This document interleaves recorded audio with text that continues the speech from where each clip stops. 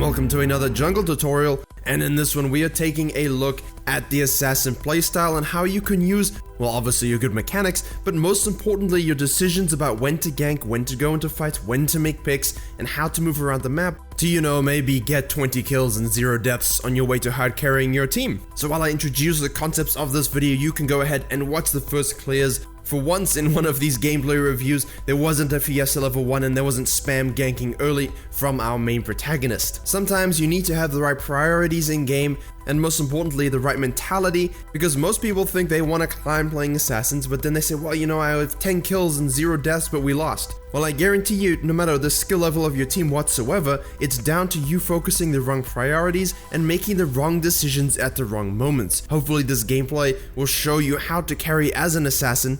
And I am putting in a new feature at the bottom left of the screen where you can see his CS, his itemization, his vision score, his KDA. So as I skip or jump to different storylines, you can keep track of the items he currently has in those situations. So we're gonna have a little bit of a quite early game, but I'm gonna explain to you what's going on in the mind of the Kha'Zix player, and then all the kills are gonna explode and we'll have even more fancy graphics and fun things. And now you will see the Kha'Zix has done a full clear except for the Gromp. He's taken that Scuttle Crab.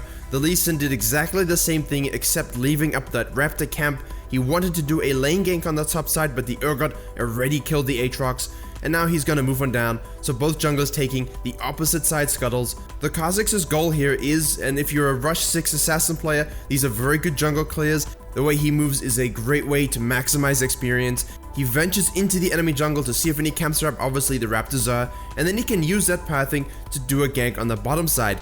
During this time, the Lee Sin has crossed over a ward in the top side of the river, letting Kha'Zix know there is no pressure for him and he can head down towards that bottom side gank. The positioning of the enemy bottom lane shows Kha'Zix that they knew he was coming, they anticipated his presence, and so he backs out before taking the Gromp. Lee Sin, same thing with the Morgana, and then ends up taking his Crux. So both junglers, a little bit of presence, some counter jungling, but nothing too strong. And this is where things get interesting because the Lee Sin is going to hard camp that top lane. So as an assassin player who sometimes, not all assassins are the same obviously, but sometimes you're a bit squishy earlier, you want to get a bit of levels and item advantages over the enemy before you start running them over. So if you want to carry, it's very important you do have an experienced lead and a level lead.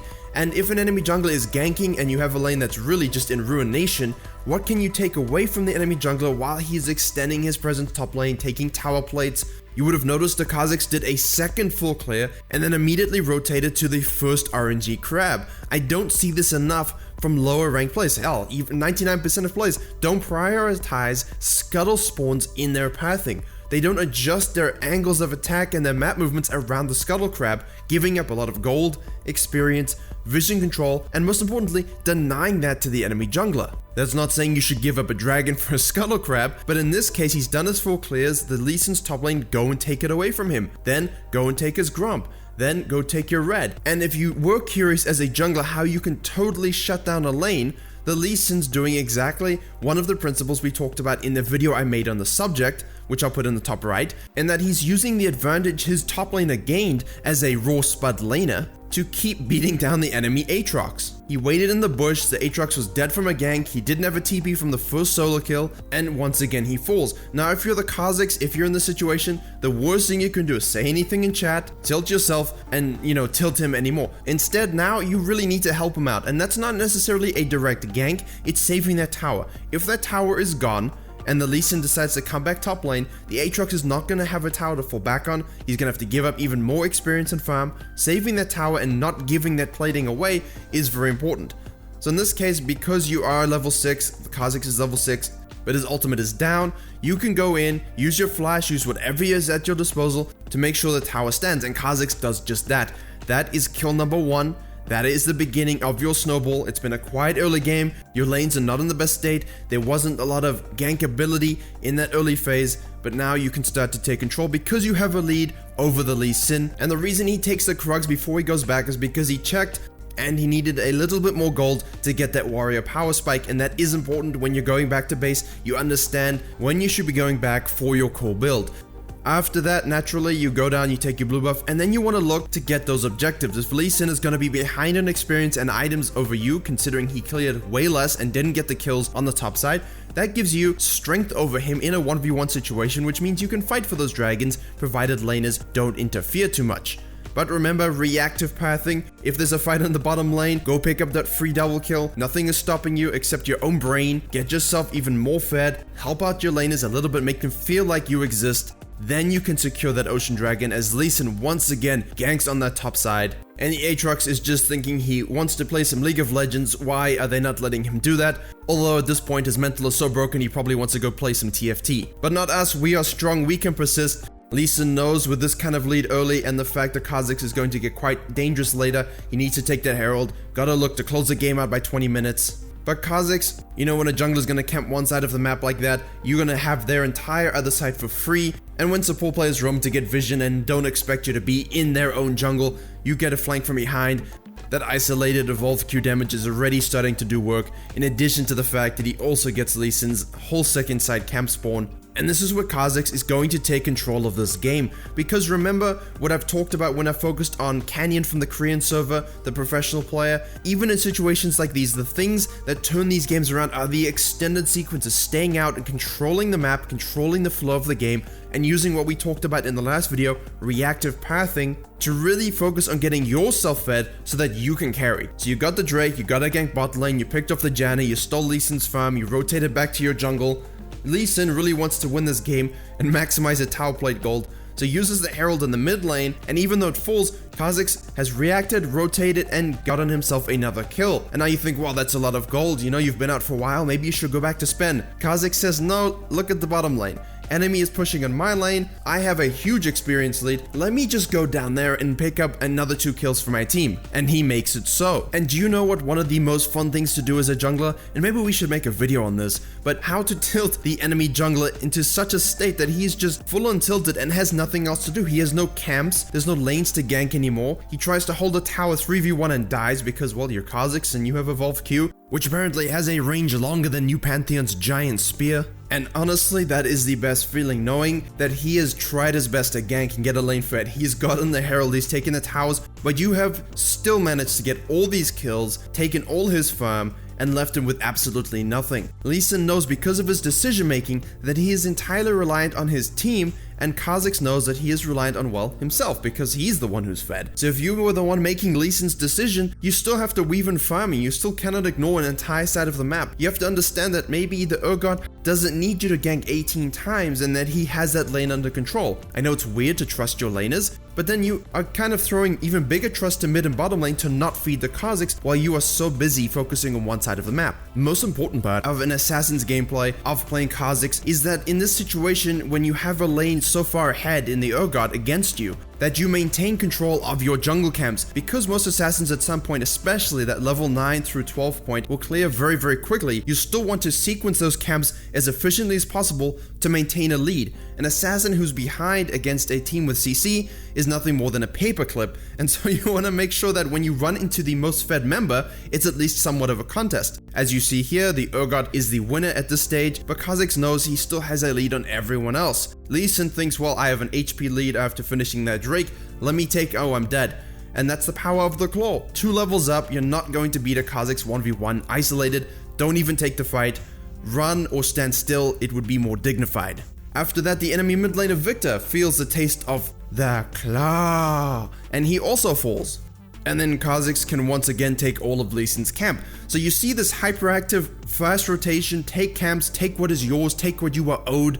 There's no time for breathing if you're an assassin in this kind of game. You need to assassinate, and you need to do it a lot. Especially when you are in the enemy jungle and there's no vision. That's why a scanner is such a useful tool for you. Sitting in a bush waiting for a very squishy champion to come by, take them out. This gives your bottom lane time to push that tower. So when you're doing this kind of hyperactivity, you're taking people off the map one by one, it gives you team numbers advantages in other places to get towers, to get back into the game, and most likely take the gold lead at this stage. Lee Sin is no match for you, and now every one of the enemy team has paranoia, doesn't know where you're going to be, and now has to play with eyes in the back of their head, and it's very difficult to do when you're trying to close out a game. And you would have noticed that Kha'Zix's team still hasn't taken 2 outer towers in top and mid lane. So even though it looks like Kha'Zix is dominating, the game is far from over. But now we can focus on mid game and late game decisions as an assassin, and on what you should be focusing in order to actually win the game. And while in the mid game, you should still make sure you're warding, keeping your camps up, not letting them take control of your jungle. As soon as you see anyone mildly over pushing and you are a 10 kill Kha'Zix, you must take the opportunity to give your team a 5v4 map numbers advantage by removing them so hard from this game, from this life, that their ancestors don't even know if they themselves existed. You have to keep doing this, because when that fire drake spawns, you want to be able to set a trap with your team, take out the most fed member, in this case the Urgot, and make sure that fire dragon is yours. Kha'Zix is doing all of these things and more. He is really trying to strong fist and strong will this victory, and the fact that he is so fed is the only thing that is probably keeping the mentality of his team in the game. And that's why it's even more important as the fed member that you lead by your actions, not necessarily by your words. Don't get caught out, don't make a dumb play, because as soon as you die, as soon as you make one big mistake, that gives the enemy team the Baron, demoralizes your team, and now you don't have control anymore over whether or not your team will win a fight or not. So after Jinx's entire family gets annihilated by Kha'Zix, we skip forward a little bit and you will see the biggest macro decision of the game. Lee Sin has become nothing. He is basically nothing more than dog food. But this macro decision is an interesting one because they realized with Kha'Zix picking off people one by one and the fact that they can't really get by him given the enemy's team comp, what can we do that lets us break the base open? Lee Sin and Urgot know that Aatrox is still nothing and that they can 2v1 him to take that inhibitor. But as soon as they cross vision, moving down to the bottom lane, Kha'Zix has pulled the trigger and just walks face first into the Baron and says, we are taking this now. Junglers on the bottom side, we have a huge lead, we can do this. The Janna tries some heroics, they're just trying to delay the backs, they're trying to stop the Baron as much as possible. It's a very last ditch, desperate macro play, but given at this stage that the Lee Sin wouldn't be able to rotate in time, it's a good trade under the circumstances. However, if you just give it up, that's fine, but if you end up dying and losing more towers than you gained, its worth can be debated. It will feed the Aatrox some super minions and get him back into the game to be more useful, but most importantly, it opens the enemy team's base, buys them time, and will of course force one of those members to have to wave clear, so it gives them options around the map to do something else. Unfortunately, as you saw, Kha'Zix got a triple kill, did some counter jungling on his way out, and now has 15 kills, and after going back to base, has a full stack of items, as you can see, including that very nice BF sword on his way to a GA. But hope is not lost for Urgot's team. There is still the fact that Kha'Zix is the most fed member, he is the one carrying the game, and as an assassin player, you don't want to be diving headfirst into fights. I've said this many times, flank, pick your moments, know when to go in, know when to go out. And even though they pick up a kill on the Lee Sin before the fight, as soon as the Morgana is chunked and killed by the Victor, the Kha'Zix walks away. He knows there's no way they're winning that fight without Morgana. Jinx just got a reset, and he's walked away before the rest of the fight even develops. He wants that Fire Dragon, that's way too important. Getting aced, giving up the dragon, having an inhibitor down could spell doom for the entire game. Walk away, you know you're not going to be able to do anything 1v5, you are still an assassin, you are still squishy if you get CC'd. Take the Fire Dragon, you still have Baron buff, return back to your side of the map. Don't be stupid with your fights, know when it's just lost and to move out. You must proactively and reactively move to those situations. But as soon as it's very clear that someone is dead and you're not going to be able to do anything, don't go die with them for no reason. But as Kha'Zix, as an assassin, this is what you want. Them to think you've disappeared, them to split up, and now you can make a nice mechanical play in slow motion. Here we go. Takes out the Urgot, gets a reset, hits the Janna, two people off the map, Lee Sin off the map. They have nothing to push with. You are still alive. You've saved the game. So even though a fight may look lost and you retreat, it doesn't necessarily mean that the extended fight is lost, because you can still hang around and make picks when everyone disperses. Now this is where Kha'Zix's efforts and his ability to hard carry this game is rewarded by one of his teammates stepping up. Remember, messy fights are what you want. You don't want to jump into the 5 people. But if anyone separates, like the Lee Sin, that's a free flash every time, because as soon as Kha'Zix jumps on you, if you don't get out, you will die, you will get one shot. The Ezreal has finally scaled and is able to chase people down, with Kha'Zix just kind of assisting with his presence, making sure that no one turns onto him. And after that, they are able to get the mid inhibitor. And now the enemy is tilted. They know they're most likely not going to win this game. All that's left is to secure the Baron, get your GA, take the Fire Dragon, sell your jungle item and replace it with something better if you wish, if you don't need that smite whatsoever. Push bottom lane, and because you have GA, now you can actually jump in, try and assassinate someone as quickly as possible. You will get the revive. You will be able to get 2 kills to get to 20. You avoid death for the perfection score, and once again, Kha'Zix and assassins carry a game. He made sure to get picks where he could, made sure to sequence his camps well enough to have a huge experience lead, such that any 1v1s would go in his favor. And hopefully the little intricacies into his decision making will help you close out games and impact games throughout, and not just always end up throwing your leads. no matter what your rank bracket may be. Thank you very much for watching. Please like, share, and comment if you enjoyed and learned something. Consider joining on YouTube to officially support the channel and get a say in the content you want to see. Subscribe for more jungle videos and League of Legends videos coming up just like this. And as always, I will see you all in the next tutorial.